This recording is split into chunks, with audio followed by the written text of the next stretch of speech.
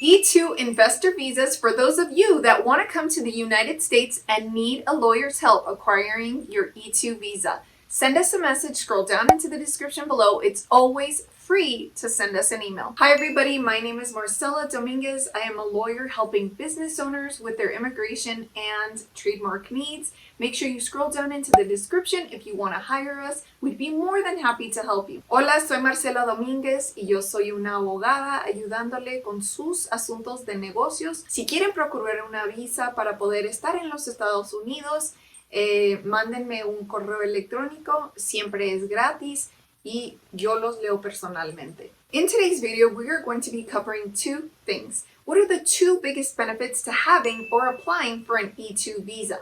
Now you want to make sure that you watch this video until the very end because I want to make sure that this video was worth your time. So in this video, we are going to be covering the top 2 reasons why I personally prefer an E2 visa and why I like to help clients with E2 visas. So let's dive right in. The first thing that I like about an E2 visa is that it is a flat fee. You never have to wonder how much is this going to cost me? How much time is an attorney going to spend on my application? Is it going to be 10 hours? Is it going to be 30 hours? Because it is a flat fee to get you from beginning to end. Now, if that sounds like it's a benefit to you too, then make sure you give me a thumbs up down below. I know that lots of times clients can become frustrated, wondering if this is going to cost them more money than they even have. So by securing an attorney that just charges a flat fee and isn't an exorbitant amount, but also isn't the cheapest on the market, you can at least look at this number and say, this is a number that I am willing to pay and it's affordable for me in order to get what I want, which is an E2 visa. And that is a lot better than having a big question mark sitting in the back of your mind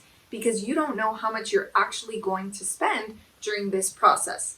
Now, that is just one of the benefits, and I'm sure there are lots of attorneys that charge flat fees for doing E2 visas, but I want you to rest assured that it is affordable to do it with the law firm of Marcella Dominguez, and we're more than happy to help you. Depending on which country you are in, make sure you scroll down into the description and you send me an email because it's always free to do so.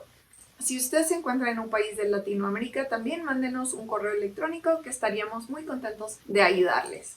Number 2, what is the second best thing about an E2 visa? Well, I saved the best for last. The second best thing about an E2 visa is that there is no minimum amount required to spend or invest in your business in order to be able to secure an E2 visa. So if you're wondering, do I need to spend $5,000? Do I need to spend $50,000? Or do I need to spend $500,000? Well, all of this is going to revert back to the question of what kind of business are you starting in the United States? What is the minimum investment that you would have to put into that business? So let's say you are starting a restaurant. You're going to have to look for a location. You might have to look for kitchen equipment. You might look for commercial kitchen equipment more specifically. So how much is all of that going to cost you? I, as an attorney, could do the research for you, but you could also do that research by doing a simple Google search and finding out how much it costs to secure a location in a particular part of town, because East might be more expensive than West. You want to find out, are you going to purchase used kitchen equipment? Or are you going to purchase brand new kitchen equipment? So all of these things are going to determine the minimum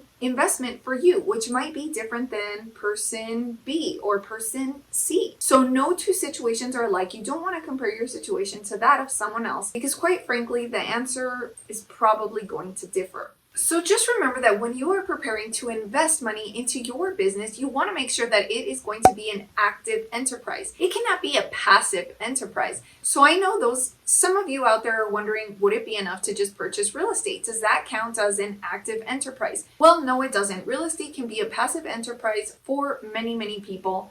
And it's not necessarily the kind of active enterprise that you need to be investing in for an E2 visa.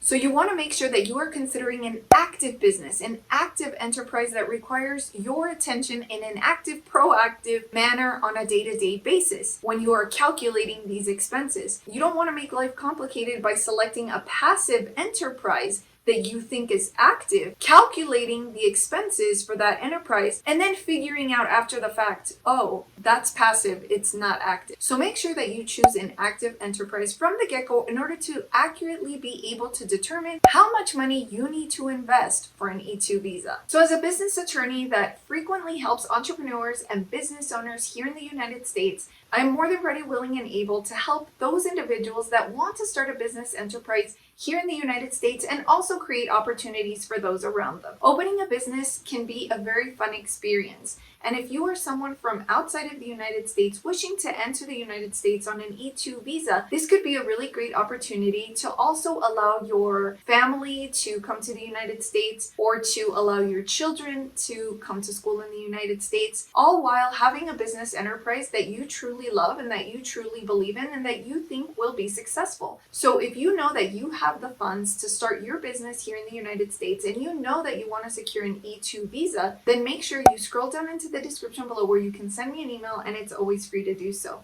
I'm really excited to help business owners, whether they be in the United States or those wishing to come to the United States from abroad. So if you know that you're going to need assistance with not only your E2 visa, but other business matters, and you want someone that you can rely on, that you can trust, and that isn't going to charge you an arm and a leg, then make sure you hit the thumbs up button down below so that you can subscribe to this channel and be notified of when I release more videos to help you, the business owner, the investor, the entrepreneur. That is what I am here for, to help you along your business journey. Now, make sure that you watch this video here if you are interested in other business matters, as it will be a good follow-up to this video and understanding what our law firm does for other business owners. Now, if it's important to you to find a lawyer who can speak your language and communicate to you perhaps in Spanish, or let's say you want someone who has some working knowledge of French or Portuguese, then you have landed in the right place. Si hablamos español, y cualquier duda o pregunta, favor de dejarlos en los comentarios de abajo, y si no, también puede mandarme un correo electrónico.